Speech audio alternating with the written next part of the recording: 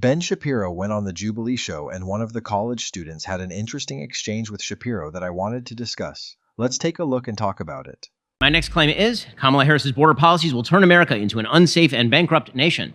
I'm sorry to jump in so fast, but does this look like someone who believes what they just said? He's even shaking his head no while he says it. My next claim is Kamala Harris's border policies will turn America into an unsafe and bankrupt nation.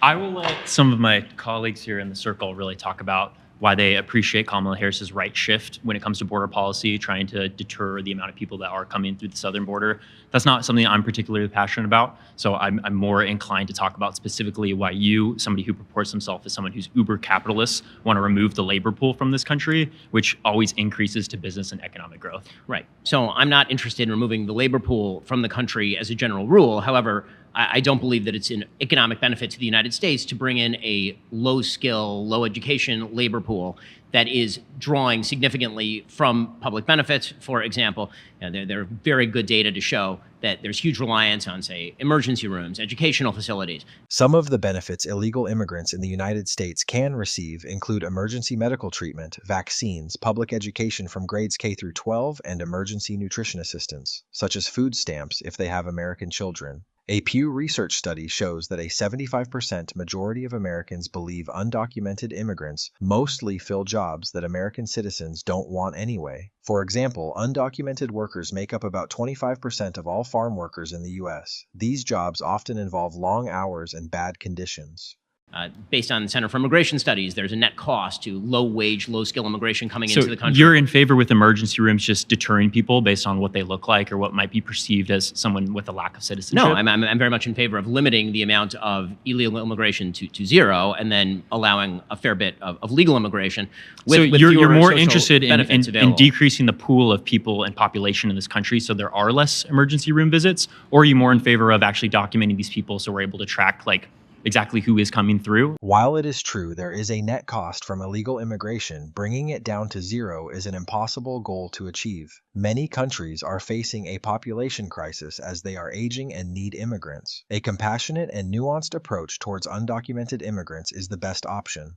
It's about the people who are coming in. I believe that everybody who comes into this country should come in through a legal mechanism, and that the United States ought to be able to select the people who are coming in, who are the best, brightest, and most useful to the American population, because that is the prerogative of any nation. So do you think that the way that we do allow people in through our legalization process, especially with how much egregious obstacles people have to go through, might incentivize people to come through non-legal means? I mean, On average, it takes about 10 years for somebody to gain citizenship in this country. And if somebody is fleeing political persecution, I really find it interesting how conservatives always like to talk about the response to certain behaviors instead of what the root cause is. When oftentimes United States foreign policy is what creates the destabilization of countries, which is why people try to come to places where they can't get economic benefit. Nobody is saying that people should be able to come into America illegally. The fact is that it happens whether you want it to or not.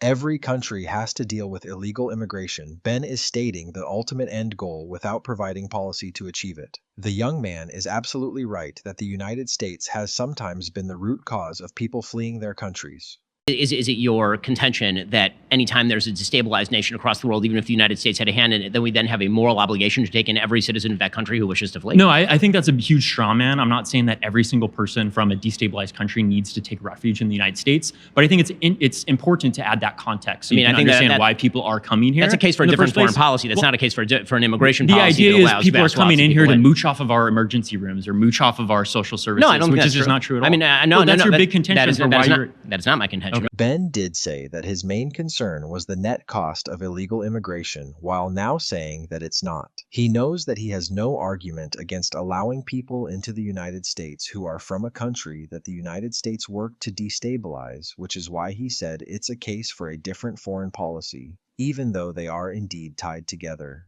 I'm not claiming that the intent of people is to mooch off the system.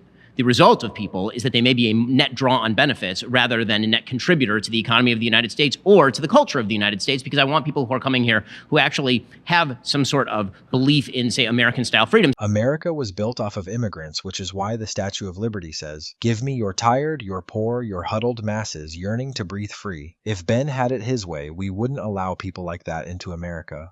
We shouldn't screen for ideology at all. How would you screen for ideology? Like a basic test to show what people actually value when it comes to attributes? Sure.